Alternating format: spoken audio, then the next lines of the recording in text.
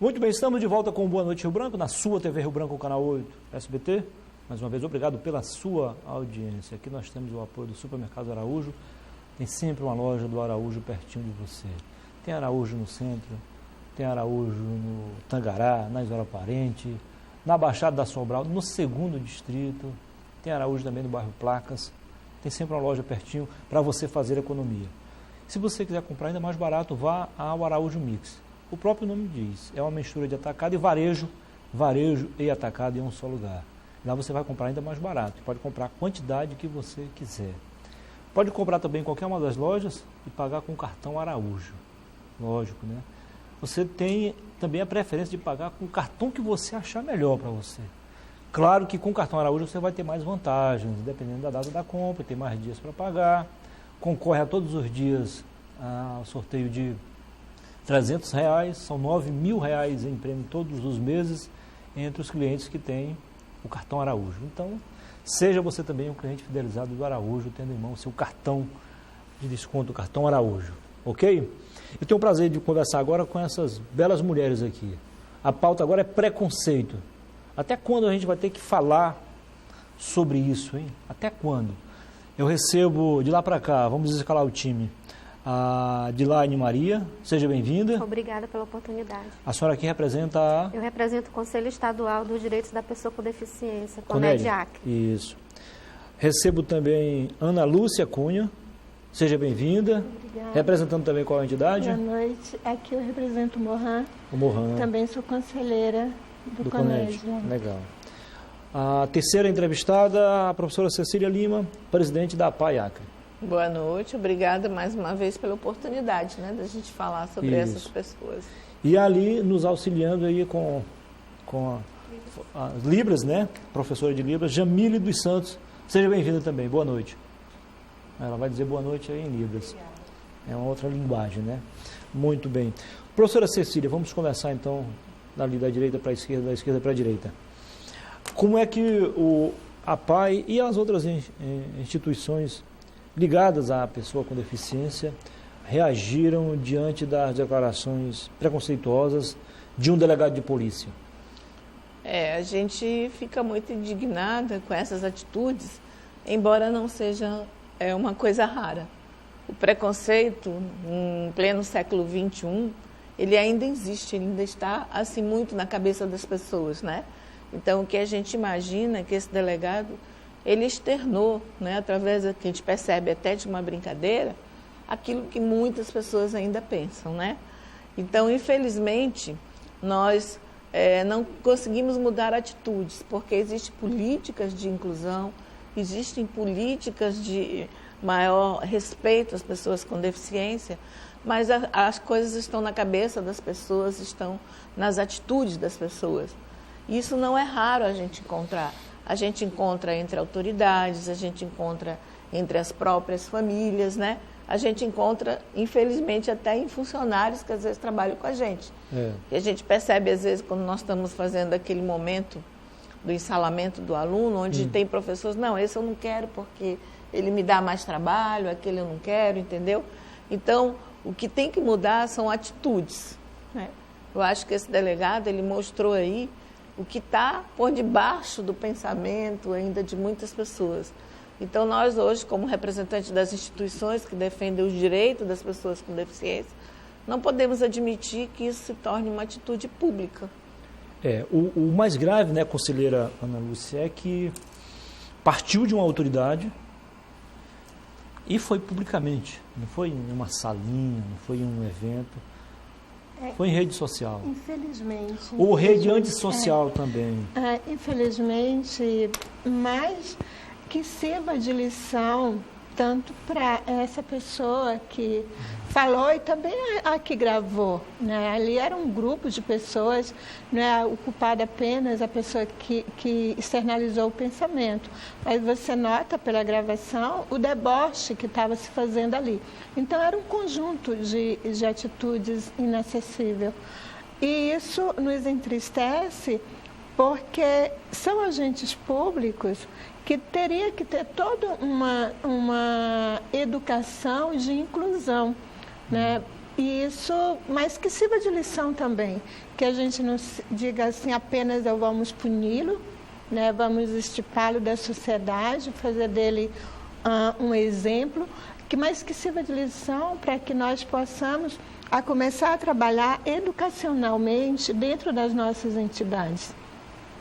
Instituições públicas precisam conversar mais sobre a questão da pessoa com deficiência, assim como tem as políticas de inclusão das mulheres, dos homossexuais, os negros. A gente precisa começar a falar mais também das pessoas com deficiência, né? Porque isso é complicado ainda na nossa sociedade. Você vai de um início de coitado a herói. Você não tem um meio termo com a pessoa com deficiência. Ou você vê ele sim como, tadinho, está ali, merece pena. Ou então, se a pessoa conseguiu o seu lugar ao sol, ele é tido como herói, o guerreiro que se sobressaiu. E nós somos apenas pessoas, né? Mas é o seguinte, eu vou logo de 8 a 80. Para mim, todos são heróis, sabe? Eu converso muito com pessoas com deficiência em atividades profissionais. Eu acho que pela cabeça deles passa o seguinte filme. Eu vou provar a todos que eu sou tão importante quanto os outros. E aí são mais dedicados, mais aplicados, mais trabalhadores, mais compreensivos. Isso me emociona, sabe? Isso me impressiona. É porque a própria sociedade nos exige isso. Né? Você, para se sobressair dentro de um grupo social, você precisa ter algumas disciplinas. E para a pessoa com deficiência, né, ainda é exigido mais ainda, porque você tem o teu tempo limitado. Tem pessoas com diversidade de deficiências que têm um tempo de aprendizado limitado, tem um tempo de fazer o trabalho limitado, e daí as pessoas que olham de fora começam a te exigir igual quem não tem a limitação para aquilo. Só mais um comentário aqui antes de passar a palavra para a conselheira. Ontem, por exemplo, lá no Araújo, que me tirou a dúvida foi uma pessoa com deficiência. Ela só sossegou quando resolveu o meu problema. Isso me chamou a atenção, sabe? Que bom.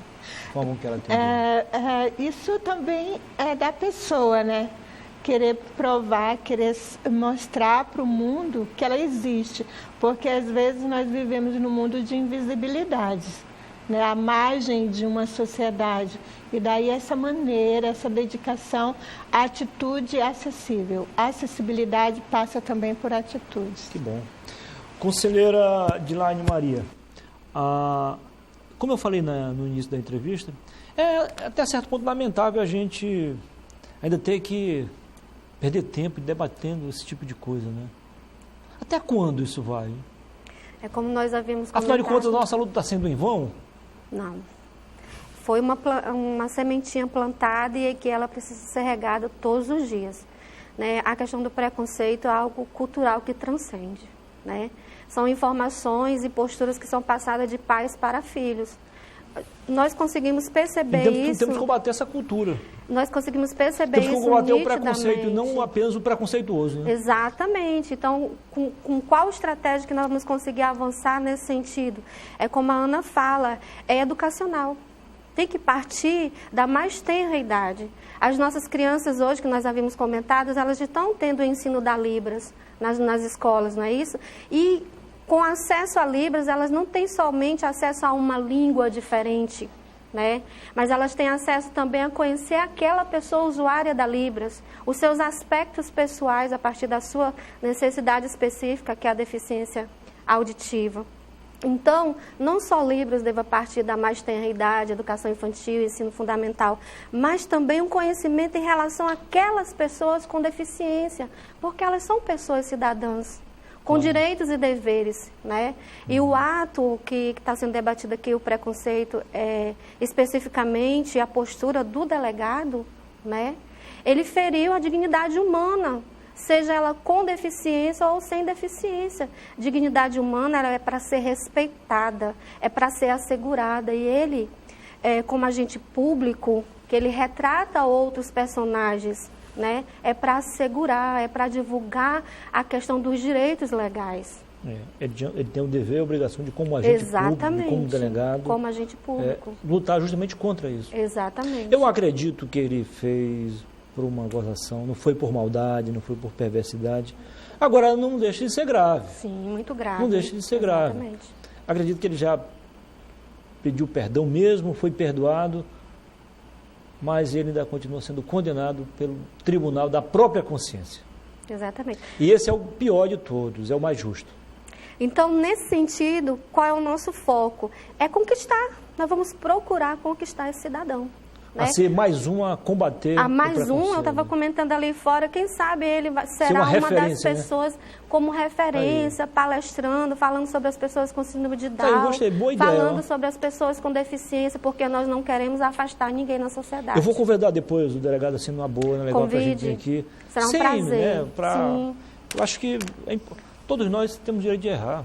E ele é alvo, né? Na verdade, ele é alvo de uma sociedade. Sim, claro. Né? A questão do preconceito, ela vem desde a antiguidade. Claro.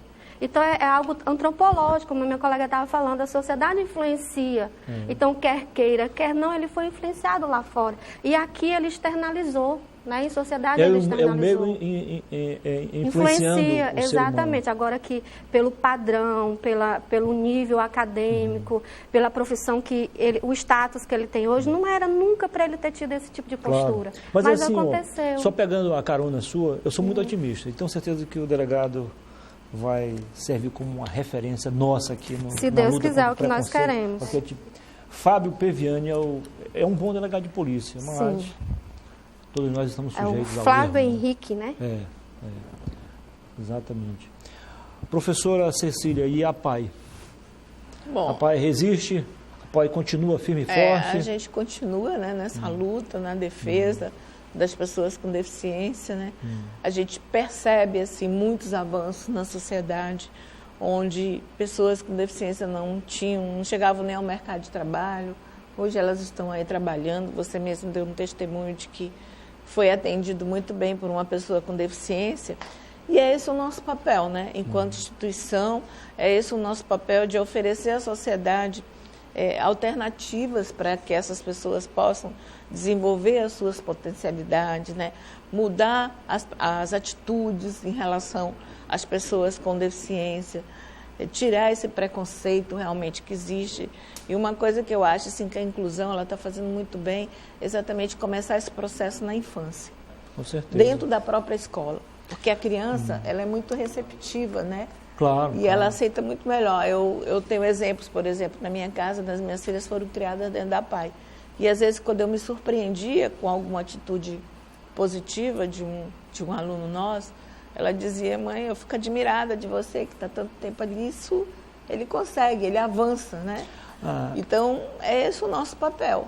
Né? Aliás, professora, tirando uma dúvida aqui, uma curiosidade, o que levou a senhora a dedicar parte de sua vida, a maior parte da sua vida, a essas pessoas com deficiência, a PAI especialmente falando? Essa é uma pergunta que todos me fazem quando eu digo que eu sou da PAI. Pergunto se eu não tenho pessoas com deficiência na família. Então, eu tenho uma formação social. Não, porque é o seguinte, muitas pessoas passaram por lá, uma temporada depois voltam, mas eu lhe conheci em 78, na Copa de 78, a senhora já era da PAI. Exato. A minha formação é de assistente social, né? Eu fiz serviço social em São Paulo, e na época que a gente estudava, tinha aqueles momentos que você começava a conhecer as instituições. E quando houve uma palestra da PAI na faculdade, eu fiquei muito interessada. E, coincidentemente, eu morava ao lado do Dom Bosco, que era uma escola... No Bosque. No Bosque, que era uma escola, inclusive, que a minha mãe inaugurou como professora, né? E tem toda uma história ali, até familiar. E eu morava ali ao lado e conhecia na época a doutora Nilza Amorim, que assim, foi uma baluarte na educação especial no Acre. E eu digo, não, quando eu voltei formada, eu vou fundar essa associação. Eu sempre gostei muito de desafios. E para mim foi um desafio muito grande. Eu comecei do nada, a gente não tinha nada naquela época, na década de 80, o preconceito era maior ainda. Muito. Né? E não havia aquela consciência pública também da necessidade. E a partir daí eu reuni um grupo de pessoas, né? E entrei nessa luta, me sinto feliz, assim, praticamente me realizo profissionalmente na APAE e eu vou levando, mas é aquilo que a gente fala, não precisa ser deficiente para lidar com deficiente, claro, né? E as pessoas muitas vezes olham para mim e dizem assim, ai, coitada, Cecília, deve ser difícil. O difícil é você que está nesse mundo cão aí. Eu acho que a senhora leva a sério aquele velho ditado popular, diz o seguinte, nesse mundo que não vive para servir, não serve para viver. Não serve. Gente, qual é o local de trabalho que você chega e que eu chego lá? Se eu estou de mau humor, elas olham para mim, ih, tia, tu não está bem hoje não, não tomou tua pílula não? Se eu estou triste, eles percebem, se eu estou alegre, eles percebem, eles me recebem. É a sua segunda família. Eu disse para minha filha que a pai é minha filha mais velha, ela é filha do meio, ela não gostou muito não. Mas é um trabalho extremamente prazeroso. Claro. Estamos chegando ao final do programa, eu quero agradecer à professora Elaine Maria, conselheira do CONED. A senhora representa qual entidade no conselho? Eu represento a Associação do Sul do Estado do Acre. E só para concluir, eu quero, Muniz, aqui te provocar. Eu quero outras oportunidades, eu quero outras oportunidades como profissional, como mãe de pessoa com deficiência e hoje como presidente do Conselho Estadual do Direito da Pessoa com Deficiência. Eu quero chegar aqui junto com os meus companheiros com deficiência, divulgar as nossas ações, são ações positivas, que são reconhecidas a nível de Estado. Hoje nós temos a coordenação estadual de políticas voltadas para a pessoa com deficiência. Nós temos uma rede, Muniz. O que falta realmente ainda é se conceber essa responsabilidade que o que nós avançamos precisa ser melhorado. E muito. Não abrir mão do que conquistamos não abrir e mão continuar do que nós a luta. Conquistamos, exatamente. Não podemos jamais nos acomodar. Nunca, jamais. Acriando sempre. O espaço está assegurado, professora. Tá? Ok, obrigada. E aqui nós temos responsabilidade social. Obrigada. A marca é uma das marcas, uma das características fortes da TV Rio Branco. Tá bom? Ok, obrigada. Muito obrigado também, Ficamos conselheira. à disposição. Foi um prazer recebê-la aqui também. Muito obrigada. Muniz, só para concluindo, eu quero agradecer a nossa intérprete de Libras pela disposição. É uma profissional que está começando agora na área, mas em momento nenhum ela negou de estar conosco aqui e para ela é um desafio esse momento. Jamílio dos Santos, exatamente, também seja seu bem-vindo. primeiro trabalho. Estamos à disposição. Legal. Conselheira Ana Lúcia, foi um prazer também. Muito obrigada e sempre o respeito, né? Respeito com a pessoa, seja ela com deficiência ou não. Claro. Né? Respeitar as pessoas sempre. Claro. Quem não respeita não merece respeito. Exatamente. Não merece E até merece. Até merece respeito, porque acho que você dá o que tem. Se a pessoa não te respeita, mas ela merece ser respeitada, até porque ela tem uma limitação a esse respeito. Né? Concordo. Pronto, mudei de ideia, viu? Está me persuadindo, né, professor? Sim. Presidente Cecília, foi um prazer também recebê-la aqui. Então, mais uma vez... Sucesso para a senhora e também para a APAE. Mais uma vez te agradece, né? Você sempre foi muito solícito com a APAE, de estarmos aqui defendendo. E é como a Dilaina falou, a gente precisa divulgar e falar o que a gente faz, né? Porque às vezes as pessoas hoje em dia dizem, mas o que a APAE faz, onde ela está? E realmente... é um trabalho árduo, mas é muito, muito gratificante. Com certeza. E a APAE terá mais espaço a partir de agora. Muito obrigada. O programa dá uma paradinha, né? E volta em 2 minutos, perdendo aqui na câmera, volta em 2 minutos com mais uma boa entrevista para você. Até já.